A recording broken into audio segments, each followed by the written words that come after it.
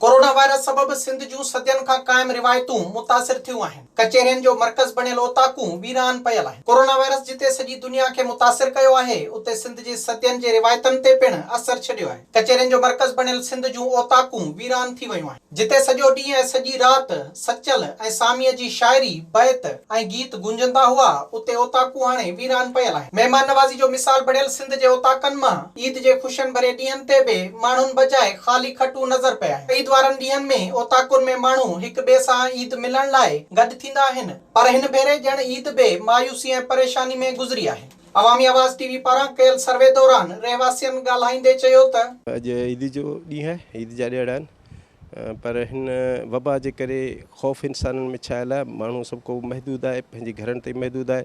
जेके असांजूं रिवायतूं ओताक ऐं ओताकनि जा जेके सिलसिला आहिनि, उहे तक़रीबन सम्झो त बंदि थी चुका आहिनि, छो जो माण्हू में डपु अची वियो आहे त हीउ वायरल आहे वबा, जेका असां हिक मां ॿिए ॾे मुंतक़िल जल्दी थी वञे।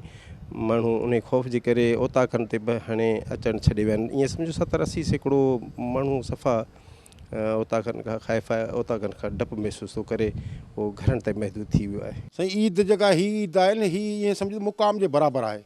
हिन ईद ते लॉकडाउन लॻी पिया, हीअ जेको कोरोना थी आहे, इन कोरोना जे करे को माण्हू कंहिंसां मिलण लाइ तयारु न आहे। असांजूं उताकूं, असांजी सिंध जी सखाफ़त जेका असां वीरान थी वई आहे। केरु कंहिंसां मिलण लाइ तयारु कोन्हे को। जेको माण्हू वञे थो मिलण लाइ, बाबा मूंखे हथु न ॾे, माना माण्हुनि मंझां माण्हुनि खे निफ़रत, मस्जिदूं बंदि, नमाज़ूं बंदि, असांजे कलंदर शहबाज जूं दरबारूं बंदि। इहो को तरीक़ो थोरी आहे। हीअ ख़बर न आहे, एॾी का आफ़त पैदा कई अथनि जो माण्हुनि में ख़ौफ़ पैदा थी वियो आहे। माण्हू खां निफ़रत पियो करे। हे अॻे त उताकनि ते माण्हू ईंदा हुआ, महिमान नवाज़ियूं थींदियूं हुयूं, सिंध जी सखाफ़त हूंदी, हिते राज गॾु थींदा, दोस्त गॾु थींदा, कचहरियूं थींदियूं हुयूं, वॾियूं हिकिड़ियूं सखाफ़तूं हलंदियूं हुयूं। उहा का बि सखाफ़त वारो ॾींहुं हींअर न आहे। ईद जो ॾियारो आहे ऐं अॼु जेका सूरत हाल आहे उहा असांजे तव्हांजे साम्हूं आहे सॼी।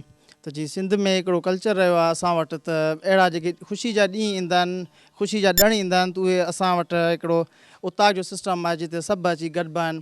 दोस्त यार मिट माइट सभु उते गॾिजी अची हिक ॿिए खे वाधायूं ॾींदा आहिनि, मिलंदा आहिनि, हिक ॿिए सां भाकुर पाईंदा आहिनि, हाल ओरींदा आहिनि साल जा। त हिन ईद जेका गुज़रे पियो आहे, लॉकडाउन में गुज़रे पई, जीअं त कोरोना वबा आहे जेका पूरी दुनिया खे वकिड़ियो बीठी आहे, ऐं लॉकडाउन लॻो पियो आहे, सॼो सिस्टम बंदि पियो आहे, ऐं मज़ूर तबिको आहे जेको सख़्तु परेशानी में हुयो, ऐं उहो का बि जेका उहा उपत न करे सघियो, ऐं उनखे कुझु न मिली सघियो। नतीजे तौरु जेको आहे उहो फ़ाक़ा कशी गुज़ारण ते कढण ते मजबूर लॻो पियो आहे, घर में आहे। ऐं ॿी ॻाल्हि त असां वटि इहो आहे, सूरत हाल आहे जो हिते अॻे असां वटि ईंदा हुआ, दोस्त ईंदा हुआ, परनि परे खां माण्हू जेको आहे उहे कई ईंदा हुआ, हिते अची असां सां मिलंदा हुआ। ॿ ॾाॾनि खां हिकु असांजो सिस्टम हलंदो आहे, अचो थो सकाफ़त तौरु। त उहा शइ जेका आहे उहा हिन ईद ते उहा बंदि थी चुकी आहे मुकमल। त तव्हां ॾिसो था त असांजो उताकूं जेके आहिनि वीरान लॻियूं पियूं आहिनि, केरु अचण लाइ तयारु कोन्हे। ओताकूं असांजी सिंध जी सकाफ़ती माॻ आहिनि, सकाफ़ती जायूं आहिनि, पर अॼु तव्हां ॾिसो पिया हीअ ईद जे ख़ुशी जे ॾियारनि में बि हीअ ओताकूं वीरान पयूं आहिनि। जिते सदाई माण्हुनि जा ॻोठणनि जा मेला हूंदा हुआ, कचहरियूं हूंदियूं हुयूं, 24 कलाक ख़ुशी हूंदी हुई, पर अॼु उते कंहिं बि क़िस्म जी का बि ख़ुशी जा आसार ई न आहिनि माण्हुनि जे चहिरनि ते। ॼण को सोगवार माहौल आहे। हीअ असांजूं ओताकूं वीरान पयूं आहिनि। ईद जो ॾियारो लॻो पियो आहे, अॼु ओताकूं पूरियूं जेके आहिनि वीरान लॻियूं पियूं आहिनि, ऐं अॼु ओताक सुनसान लॻी रहे। असांखे ॾाढो अफ़सोस थी रहियो आहे।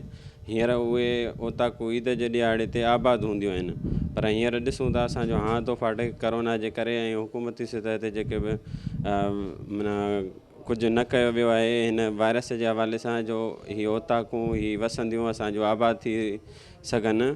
इन जे करे असीं अपील कंदासीं वरी बि त हिन जे हवाले सां कुझु कयो वञे, ऐं ओताकुनि खे वरी आबाद करण लाइ कुझु ठोस क़दम खयो वञे। विज़िट कयो अवामी आवाज़ मीडिया ग्रुप जी वेबसाइट awamiawaz.pk।